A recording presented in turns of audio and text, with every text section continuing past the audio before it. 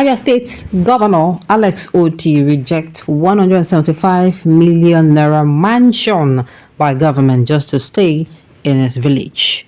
Welcome to the news and thank you for tuning in to listen. Please subscribe to our channel to get notified when we post hot juicy news updates. Please click on the notification bell. The new government house and Governor Alex Otti of Abia State Governor Alex Otti of Abia State has abandoned a newly built multi-billion naira government house in Umuahia, the state capital, since assuming office about 6 months ago. He is running the government from his country home outside of Umuahia, according to findings. The Independent National Electoral Commission had on the 22nd March declared Mr. Otti of the Labour Party as the winner of the 18th March governorship election in the state.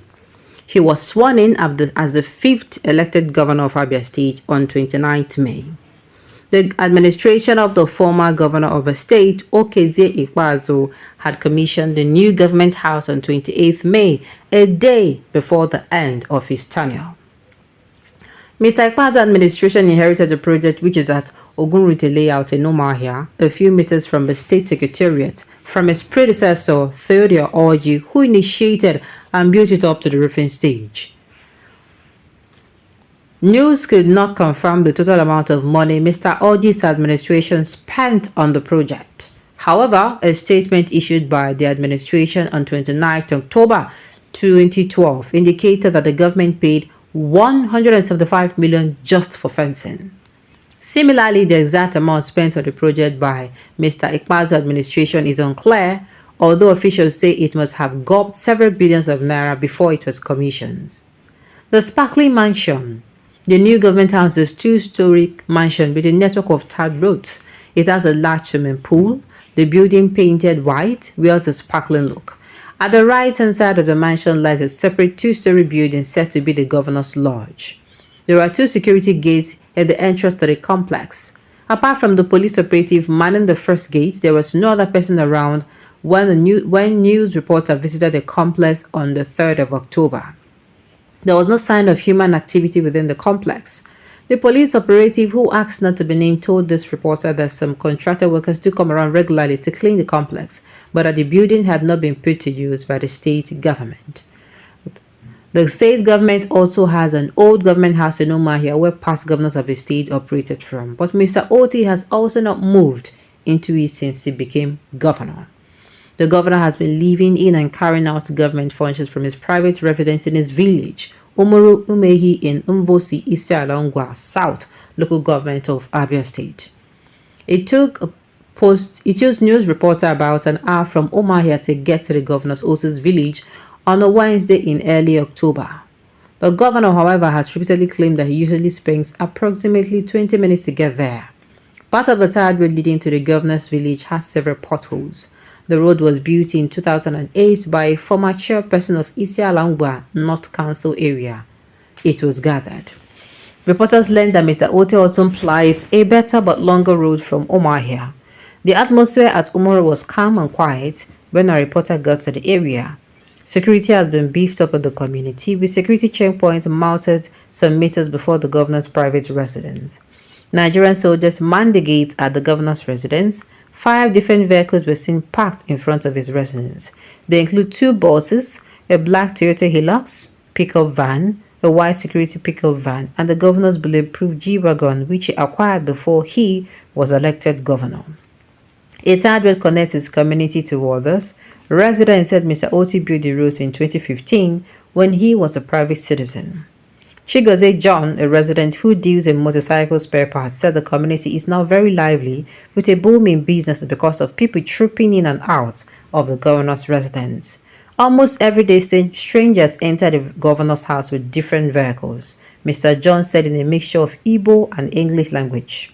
In fact, there is no type of vehicles we don't see here, and you know the population helps business. Like before, shops were rare here, but because of the crowd of people coming here, everybody is now coming out to open shops for one business or the other. Another resident, Amaka Michael, told the reporters that the community is usually lively on Monday and Tuesday when many people visit with flashy SUVs. Okay, when many people with flashy SUV visit the governor's residence. Ms. Michael, a POS operator and clothes seller, said business thrive well on such days. Normally, many people with big jeeps do come there, like on Mondays and Tuesdays. This place is usually busy with activities inside the residence. I same on such days than other days, she said, beaming with smiles. Another resident, Obinna Onyema, said Mr. Otti pays people daily to sweep the surroundings near his governor's residence. Looting allegation. At the old government house, Omahia, the spokesperson for the governor, Keze Uko, confirmed to reporters that the governor was not operating from either the new or the old government house. Mr. Uko did not, however, clearly confirm that the governor had been operating from his private residence. The spokesperson said the governor has not been operating from the old government house because officials of the immediate past administration allegedly looted office equipment in the complex, particularly the governor's office quarters and lodge there.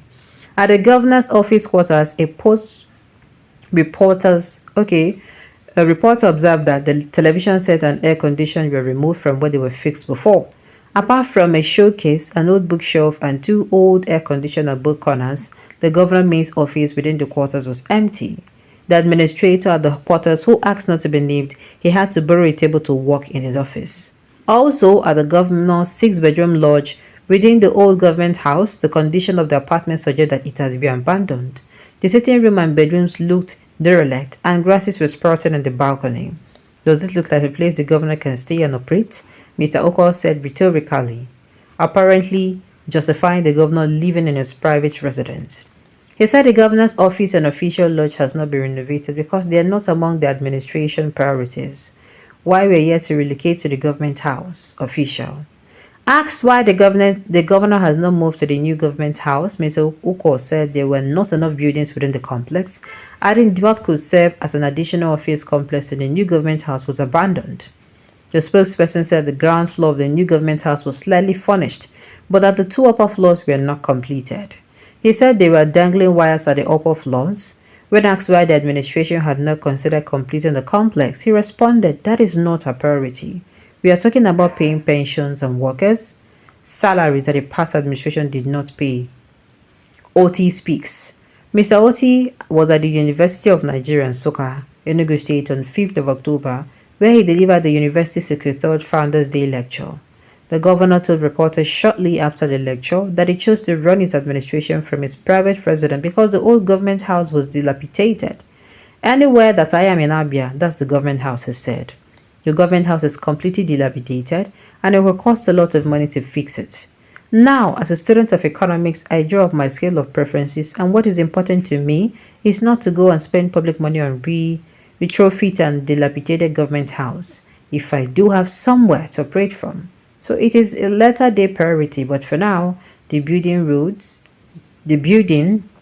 of roads, payments of salary, retrofitting the hospital, ensuring that businesses that were dying get back up, supporting the micro and small scale businesses, setting up the industrial park that we have done a few days ago. Those are priorities, Mr. Otti added, corroborating what a spokesperson told Post reporters. And this is beautiful, believe you me. I don't know about you, but this is really good. Alright, on this note, we have come to the end of the news. We say thank you for tuning in to listen. Until I come your way next time, enjoy the rest of your day.